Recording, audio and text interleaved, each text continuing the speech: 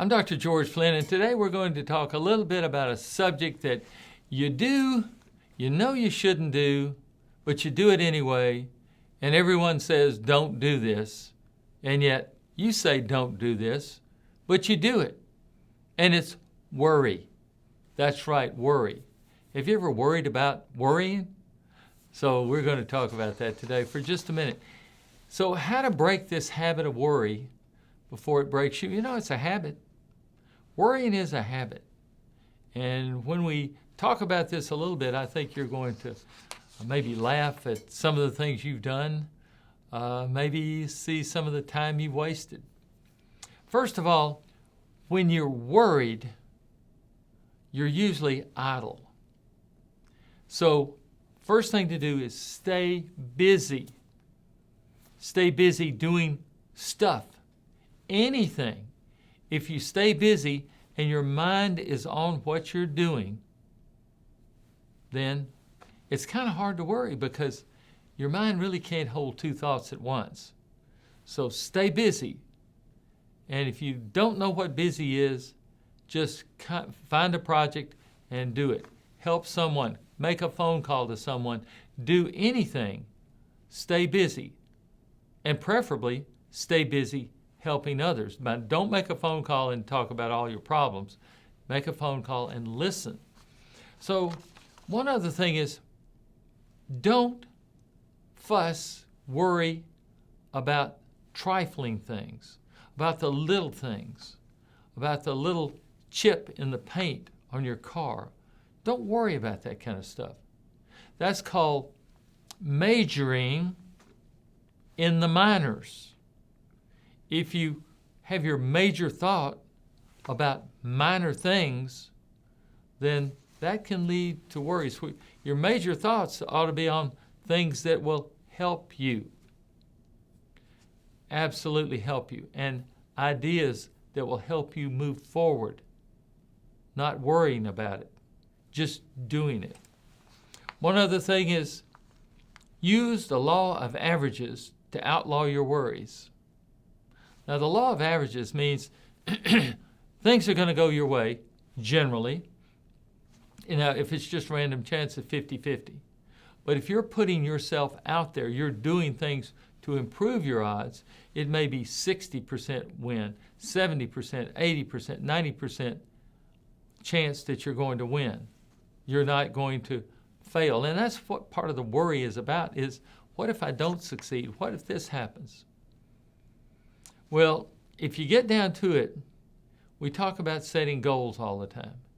And worry, I hate to say this, is actually goal setting. It's negative goal setting. It's thinking about the things that you do not want to happen. It's considering the things that could go bad, the things that could go wrong. That's worry. Now, I'm not saying go out and just, jump off of a building and say you can fly. Use common sense, but don't always go to the negative. Oh, this might happen, this might happen. Well, what if that doesn't happen and things actually get better? This guy said 99% of the things he worried about never came true. So you got to find that 1%. And then you have genuine worry, but you're not going to find it. That's what we're saying. So worrying doesn't help the situation. Decide how much anxiety a thing might be worth and refuse to give it more. Now, if something is a big challenge and you want to give it some anxiety or some worry, give it how much you decide to give it, but then no more. That's all it gets. It gets this amount and no more. I'd prefer for you to give it none, but if you want to give it some, have a cap, have a limit on how much worry that you give a situation. And one major thing is, do not worry about the past. Does it need to get any more simple than that? Why in the world would you worry about the past? The past is done. How can you go back and worry about something that's already done? No. You can't. It's impossible. You can try to, but it's already done. Worry is not going to allow you in a magical area. One of my friends years ago talked about if you could worry and rewind the clock 5 minutes, 1 hour, 1 day. If worry, the more you could worry, the more you could rewind the clock and do it over correctly, then it's great. But it doesn't work that way. No matter how much you worry, you cannot rewind the clock and get a do-over. No matter how much. So worrying about the past is just a futile effort. Don't do that, because it brings you nothing except worry, which gets you nowhere because you can't change the past. The past is the past. It's in the past. It's not in the future. It's not in the present. Stay in the present. And by that, I mean live in day-tight compartments. Today is the day you have. The past is a canceled check. Not any good anymore. The future is a promissory note. I promise you'll have this. Well, you may not have a future. People may not have a future. You've got today, though. And today is the day that you have. So use it. And then tomorrow, if you get tomorrow, and I'm thinking most of us are going to get tomorrow, but if you get tomorrow, use it. But then tomorrow you can't worry about today, because today will be the past. I know that's confusing. You can consider what you're going to do today. This 24 hours, everybody gets 24 hours. You, me, everyone gets the same 24 hours, the same number of minutes, the same number of seconds. What are you going to do with them? Are you going to sit around and mope, complain, worry about the past, worry about what happened back then, back in the day, worry about why you didn't do so well on the test, why you didn't come through on the job, why you didn't come through for your family? Are you going to worry about it? Does it help? If it helps, that would be one thing, but it doesn't help. It doesn't stop the past from being the past. So it's gone. So I'm saying live in a day-tight compartment. Do what you can for today, because the day's own trouble is sufficient for the day. That's from the Bible. Don't worry about tomorrow, for the day's own trouble or own opportunity is sufficient for the day. So today is it. Enjoy it. Enjoy the day. Don't waste the day by worrying about the past or having anxiety about the future. Ask yourself, here's a way to do it. I'm going to give you the secret. If you're going to worry and you want to break the habit of worrying, and you've got a situation, you've got a decision to make. When you make that decision, what is the worst possible thing that could happen? The worst possible outcome. What is the worst possible outcome? And think through it. What is the worst thing that can happen? And be prepared. If you can accept the worst, remember, this is the worst that you can come up with. If you can accept that, you're free from worry. Because you've accepted the worst thing that you could imagine to come out of this decision that you're making. Okay. Once you've accepted that, you're free to improve on it.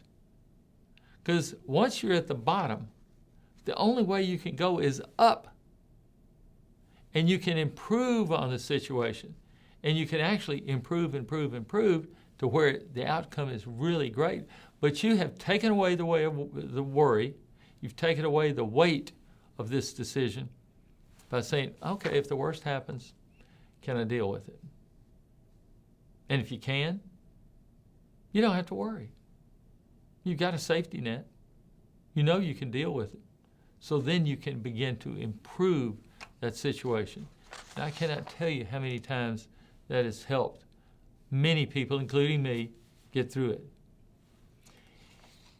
Okay, take a deep breath. Remind yourself of the price you're paying for worry.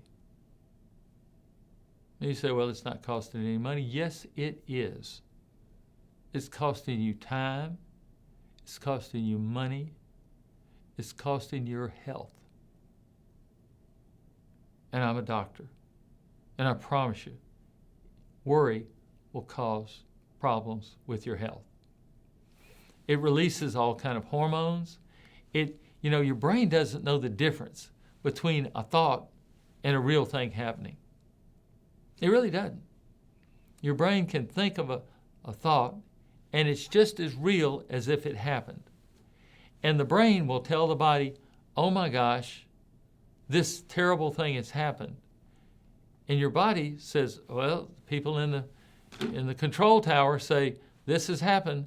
So all of the hormones, all of the stress hormones, all of the adrenal hormones, all of the pituitary hormones, everything gets into fight or flight mode because this guy's worried. And you know something bad has happened because he's thinking about it. So we got to either fight or we got to run away. So all of the blood gets constricted. Your blood pressure goes up. Your heart rate goes up. Your cortisol level goes up. Your adrenaline gets released. And it not acutely, it may be chronic. Maybe chronic drip, drip, drip of those hormones because you're worried. So your body is reacting to it. It's responding to it as if it really, truly happened. Now that's what I want to get across to you. This thing that you're thinking about, when you go out and you're driving, let's take an example. You're driving a car and you're worried that the drivers all around you are being crazy and you're going to be in a car wreck and the ambulance is going to come and you see? Your body doesn't know that is just a thought. That didn't really happen. But you can also think about warm sunshine, being out on the beach, being somewhere in the mountains, being by a lake, relaxing. Your body doesn't know the difference. So why put the worry in there? Why not put the good stuff in? I'm saying worry causes so much bigger price on you than you can even think about. So let's stop it. There's an old Bob Newhart thing on YouTube. And I urge you to look it up. It's on YouTube. It's called Stop It. And so it's very entertaining and it's very funny. And what's funny is Bob Newhart doing it. What's not so funny is that's us. So I'll look at that. That'll be a good thing for you to do. Make sure that you know the price you're going to pay if you want to worry. Now, you can worry. It's a free country. You're free to think whatever you want to think. I'm just saying, if you'll keep these thoughts in your mind, and every time a worry thought comes up, say, wait a minute, am I willing to pay this price? And you say, no. So, well, I'm not going to think that way. And it's as simple as that. You say, but it's a habit. I can't break. Yes, you can. You've broken many habits in your life. You can break the habit of worry. And I urge you to do this for your own sake, for your family's sake, for the nation's sake, for your city's sake, for everybody. I'm George Flinn. I'll see you next time.